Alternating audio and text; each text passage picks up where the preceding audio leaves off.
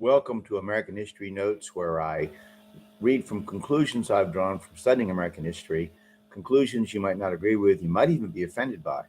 But at least if you are, you will have formed an understanding of the people, events, places, concepts, dates that I'm talking about. So disagreeing with me is fine. Now, era of Ronald Wilson Reagan. Now, of course, Reagan and Bush would run a second time, and they had solid Republican support. The Democrats were divided, but Carter's former vice president, Walter Mondale, ran against them with his candidate for vice president, Geraldine Ferraro of New York. Mondale shot himself in the foot, so to speak, in his acceptance speech for the Democratic nomination, painting a bleak picture of the future and insisting he would raise taxes to reduce the multi-billion-dollar deficits that the government had reached in Reagan's first term.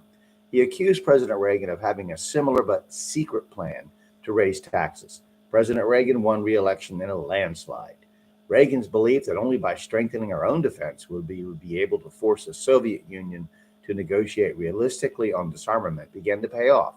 U.S. Secretary of State George Shultz and Soviet Foreign Minister Andrei Gromyko agreed that talks that had broken off in 1983 would be resumed.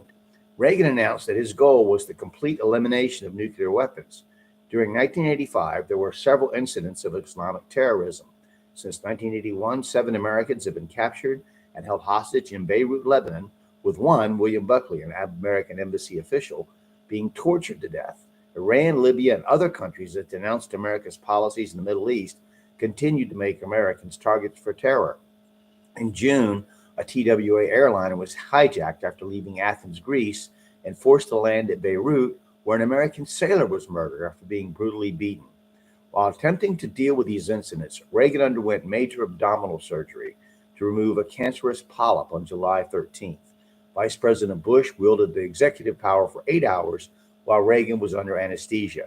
In October, the Italian cruise ship Achille Lauro was hijacked off Egypt. Here, an invalid American tourist was murdered and thrown overboard from his wheelchair. Reagan had Navy jets force the planes taking the hijackers to Tunis to land in Italy, where they were to stand trial. In December, the El Al, that's Israel, Airlines ticket counters in both Rome and Vienna were bombed simultaneously, killing several Americans. Attempts to track the financing of these terrorists led to Libya and its leader, Muammar Gaddafi. Reagan cut off all official ties to Libya and ordered its assets and American banks frozen. Naval exercises were carried out off the coast of Libya, resulting in some small confrontations in March of 1986.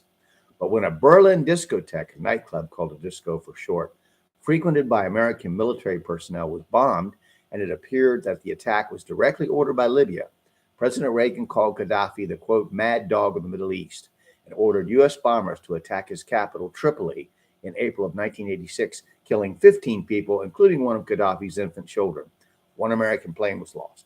We'll stop there and we'll continue with Reagan and Mikhail Gorbachev in Geneva next, and we'll talk about that. And I look forward to talking to you. I hope you'll study American history. Thank you.